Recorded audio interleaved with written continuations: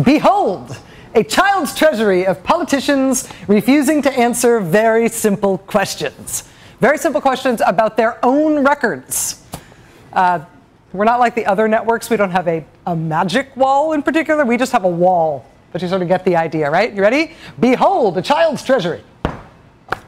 Ha! It works! Ha! All right, this is Mike Coffman. Mike Coffman is a Republican congressman from the great state of Colorado. And he, at one point, was flirting with the whole birtherism thing. Mike Coffman told a group of donors in Colorado in May that he was not sure where Barack Obama was born, but that Mr. Obama, he said, quote, is just not an American.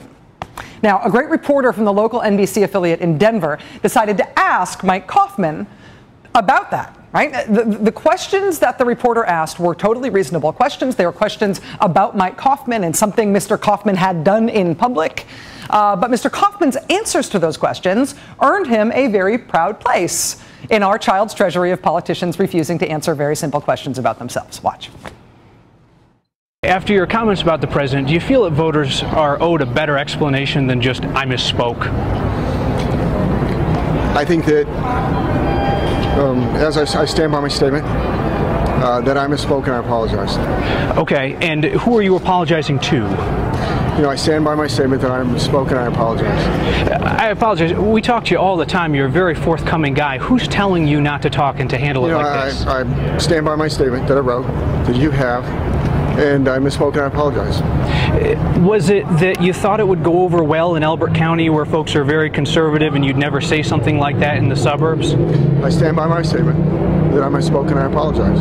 Is there anything that I can ask you that you'll answer differently? You know, I stand by my statement that I misspoke and I apologize. Thank you, Congressman. Thank you. That was Republican Congressman Mike Coffman of Colorado. Obviously, he stands by his statement that he misspoke and he apologizes. Is that clear? Right around that same time period, earlier this year,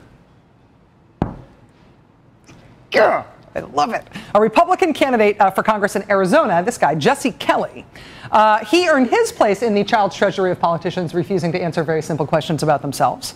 And he did so in a way that was so amazing, it made onlookers at the time, his own supporters who were standing right next to him while he was doing it, it made his own supporters laugh along audibly as it was happening. A great local ABC reporter in Arizona was asking Jesse Kelly very reasonable questions about whether he intended to accept a controversial endorsement that he got from an anti-immigrant group. Listen.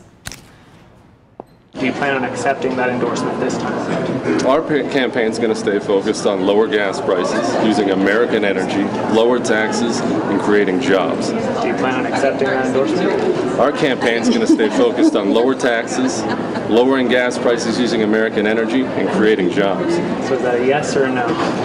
Our campaign is going to stay focused on lowering gas prices, creating jobs, and lowering gas prices using American energy. All right, so no comment. Our campaign is going to stay focused on lowering gas prices, creating jobs, and lowering taxes. All right, thanks, Jesse. Thank you. Thank you. I don't know if they're laughing at you, but if you're not laughing, by definition, they're not laughing with you. Jesse Kelly, ladies and gentlemen, can you believe that he lost that election? Yeah. Today we got a couple of new entries. The gentleman that's shown right here in our book, his name is Josh Mandel. Josh Mandel is a Republican running for the United States Senate from Ohio. He's the guy who's running against Democratic Senator Sherrod Brown. Now, Josh Mandel was pressed this week by a very sharp local NBC reporter in Dayton, Ohio, about whether Mr. Mandel would have supported the auto bailout. Very specific question. And Mr. Mandel's amazing answer earns him a page in our child's treasury. This is so great. He blasted those, including Senator Brown and Republicans who supported the Wall Street bailout, but refused to say what he would have done with General Motors. I have a vision for taking the Dayton area, taking some of these auto plants and factories that used to be filling them back up with Dayton area workers to make pipes and tubes and fittings for new manufacturing jobs here in the Miami Valley. Josh Mandel, I appreciate what you're saying, but would you have supported the GM bailout? Again, I will do everything I can as United States Senator to protect auto jobs and grow auto jobs. And we've talked quite a bit throughout the state of Ohio about all the great plans we have for protecting auto jobs here. You're not going to answer it, are you? Great seeing you. Great seeing you. Here's a very simple question about yourself. Would you have supported this policy? Yes, it is great seeing you. What happened to him? Then there is the ongoing controversy this week, of course, over Republican Congressman Todd Akin of Missouri and his remarks in the past few days that rape cannot cause pregnancy. That has turned into a political nightmare for a whole bunch of conservative politicians who have co-sponsored legislation with Todd Akin about rape and pregnancy, or who at least share his political beliefs that if a woman does get pregnant when she's raped, the government should force her to give birth against her will. So one of the politicians who's kind of in trouble over the Akin thing is the Republican candidate for Senate in Washington state. His name is Michael Baumgartner, and he earned his place in our child's treasury of politicians refusing to answer very simple questions about themselves and their records when a local Seattle reporter interviewed him about whether he really did agree with Todd Akin that rape victims should be forced by the government to give birth against their will. Asked about that policy position, which is in fact his policy position, a Washington Republican Senate candidate Mike Baumgartner's response was this, and I quote, "Go F yourself." That's what he said to the reporter, except he did not say F. Mr. Baumgartner actually put it in print. He put it in an email. My favorite part of this entry in our child's treasury is the reporter's response to getting that email from the Senate candidate. The reporter's response was, quote, question mark, "Is this really Senator Baumgartner?" Yes, yes it was. But he does not want to answer any questions about how much he is like Todd Akin on that policy. And of course, neither does the brand new star of our child's treasury of politicians refusing to answer very simple questions about themselves and their records. And that, of course, would be the guy with the dog-eared page. Yeah, the Republican vice presidential candidate, Paul Ryan. The Todd Akin controversy this week has earned Paul Ryan a special place in the child's treasury because of a local interview that Paul Ryan just gave to a CBS reporter in Pittsburgh. Now, Paul Ryan, as you know, has the exact same position as Todd Akin when it comes to abortion, when it comes to pregnancy and rape, and how much sway the government has over your decisions in those matters. Both men think that rape victims should be forced by the government to bear their rapist child against their will. But when Paul Ryan was asked about that position by this local reporter in Pittsburgh, he did everything he could to not answer for his own positions. It was amazing. His statements were outrageous, over the pale. I don't know anybody who would agree with that. Rape is rape, period, end of story. Ryan, like Romney, distanced himself from Akin's remarks, but in Congress he joined Akin in opposing abortions even when a woman has been raped. Should abortions be available to women who are raped? Well, look, I'm proud of my pro-life record, and I stand by my pro-life record in Congress. It's something I'm proud of. But Mitt Romney is the top of the ticket, and Mitt Romney will be president, and he will set the policy of the Romney administration. You sponsored legislation that has the language forcible rape. What is forcible rape? Rape is rape. Rape is rape, period, end of story. So that forcible rape language meant nothing to you at the time? Rape is rape, and there's no splitting hairs. Rape is rape, and there's no splitting hairs. The problem for Paul Ryan is that he has been splitting hairs legally on what rape is. His entire career he's been doing that. Paul Ryan co-sponsored a bill last year with Todd Akin to redefine rape in federal law. It was H.R. 3, the third bill introduced by the Republican majority when they took control of the House in 2010. That bill initially tried to redefine what rape is.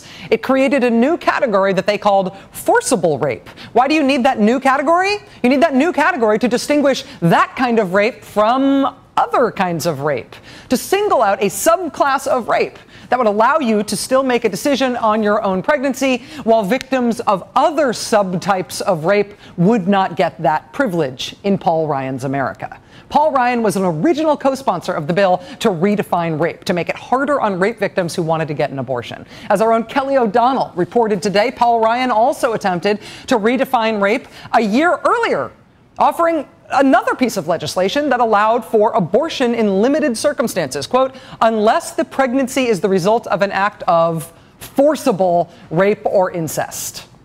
You know, the real kind of rape, not that fake kind of rape. That doesn't qualify. But now when Paul Ryan is asked about his own record on this, his own record to redefine what rape is, you sponsored legislation that has the language forcible rape. What is forcible rape? Rape is rape. Rape is rape, period, end of story. So that forcible rape language meant nothing to you at the time? Rape is rape, And there's no splitting hairs. That's amazing. That is amazing. I mean, it's amazing if you're some, Senate or some congressional special election candidate. But when you're vice president, I mean, you sponsored legislation to do X. Well, I believe not X, but you sponsored legislation to do X. Yes, and I proudly believe not X. Also, I'm very proud of my record. There is a broader issue here. This is a test for the American media. This is a test for the press. Paul Ryan's record on abortion is just about identical to Todd Akin's record on abortion. But Paul Ryan not only does not want to talk about that, he is trying to rewrite history about it. And good on that local reporter in Pittsburgh for asking about this. I mean, Paul Ryan obviously needs to continue to be asked about this until he actually gives a straight answer about it. This is a test for the press. And some of the press, a lot of the local press actually, has turned out to be great in asking these questions and doing it in a dogged way, doing it in a really hard-nosed way that shows that they've done their homework before the interview. The conservative Beltway press, on the other hand, not so much. There's been a lot of attacks already against you, but you kind of experienced this beforehand. What is your relationship with President Obama? Explain how reforming the tax code would help people. Do you think Obama wants $1 trillion plus deficits every year? Tell us about your foreign policy experience. All right, your kids and wife having a good time out there? They're doing fine. Looks like they're having fun on stage with you. Yeah, they do. They like it. Yeah. Congressman, great to see you again. Thanks, Thank you so much for your time. Great. In the midst of the whole Todd Akin, Paul Ryan rape controversy, not even a question about Todd Akin or rape when you've got Paul Ryan sitting right there? In that same hour, they dealt with the Paul Ryan, Todd Akin rape issue using correspondents and other discussants, but not the actual Paul Ryan. Why would you ask him about it? Not everybody in the press has to be that bad at this. Again, this is what Paul Ryan now says about the issue of rape and pregnancy. Rape is rape, and there's no splitting hairs. So we still need a straight answer from Paul Ryan on this. What about all of the times that you personally tried to split hairs on what constitutes rape? Is there going to be an apology here? Did you not mean it when you did that in Congress more than once? Have you changed your mind about it? But while we are working on what the appropriate follow-up questions here need to sound like with Paul Ryan, running for vice president now, don't just stop at the splitting hairs about rape nonsense. Oh, there's more. His statements were outrageous, over the pale. I don't know anybody who would agree with that. I don't know anybody who would agree with that. Todd Akin said something that nobody has ever espoused. I've never heard that. Nobody believes that. That crazy guy. Let's get rid of him and that'll take care of our problem. You know, it's not actually true to characterize Todd Akin in that way. Todd Akin himself has been citing somebody by name and explaining where he came up with this cockamamie theory that your body, when you're raped, can distinguish that the sperm in question is from a rapist and should therefore be rejected as opposed to other sperm.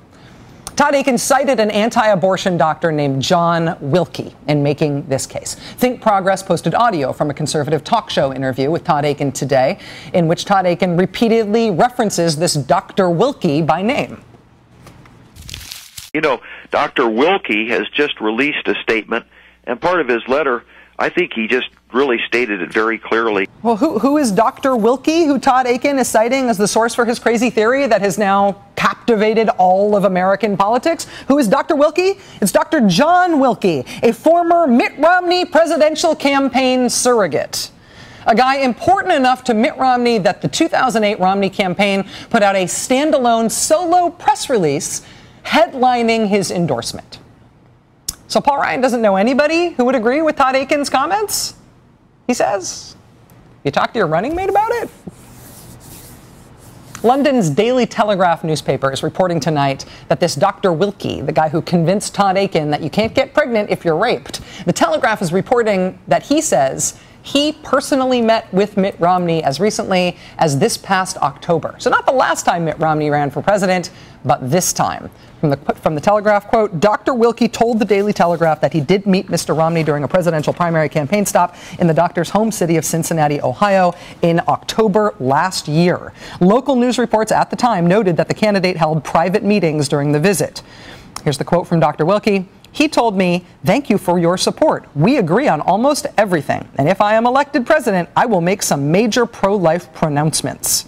Dr. Wilkie said that to the Daily Telegraph in a telephone interview on Tuesday. Now, caveats here. This is the Telegraph, which is A, the British press, which is not what it used to be, and B, it's the Telegraph, which even for the British press is not exactly all that confidence-inspiring. But it is supposedly not a paraphrased quote, but a direct quote from this person who's very, very important in this national issue right now. And it would be good to hear directly from the Romney campaign if this is true or if they're denying that this meeting took place. So far, the Romney campaign is refusing to answer any questions about this. We asked the Romney campaign yesterday whether Mitt Romney has met with Dr. John Wilkie to discuss these issues, given how important Mr. Romney said he was to his campaign the last time he ran for president. So far, the campaign has not responded to any of our questions. They have not said no, they have blanked us. But these are questions that deserve answers. I mean, you're throwing Todd Akin essentially out of the party for this, but he's your guy too? The Romney campaign has also refused to make Paul Ryan available for an interview with us. Surprise. But for any of my colleagues in the press who do get an interview with Mr. Ryan, can I suggest asking him about the rape is rape comment? There's no need to split hairs? Obviously, definitely, right? Ask him about that. There's no explanation for that that makes sense. But also ask him about this whole Dr. Wilkie thing. Really? You guys have never heard anybody else espouse this? That has no connection to your campaign? And while we're at it, Paul Ryan also said, quoting from the same interview that he did today, nobody is proposing trying to deny birth control to anybody. We're going to be dealing with that particular whopper a little bit later on in the show. But the broader issue here is this. This is a test for the American press. Paul Ryan and Mitt Romney are actively trying to rewrite and distort their own record on the issue of abortion and rape and pregnancy at a time when the country is focused like a laser on this issue and the Republican Party is trying to distance itself from its own members and their policy positions on this subject. This is just like the Medicare issue. Paul Ryan said he wants to turn Medicare into a coupon system. And even when some other people in the Republican primary had issues with that, at least for a second, I'm talking to you, Newt Gingrich, Mitt Romney said that he would sign the Paul Ryan plan to end Medicare as we know it. He said he would sign it into law. Voucherizing Medicare? Yeah, I'd sign that into law. And now Mitt Romney and Paul Ryan are trying to run for the White House together by saying that they are the ones who are committed to protecting Medicare. The guys who committed on tape to ending Medicare. This is a test of the press. Do you just write down what they say? Do you report on what these candidates say their record is? Or do you report that, but also compare it to what their actual record is, and then badger them when there is a difference between those two accounts? It's not what they say, it's about what they've done. And when what they say is some distance from what they've done, that distance is the story. This is what the press is for. This is the good stuff. Time to do our jobs, everybody.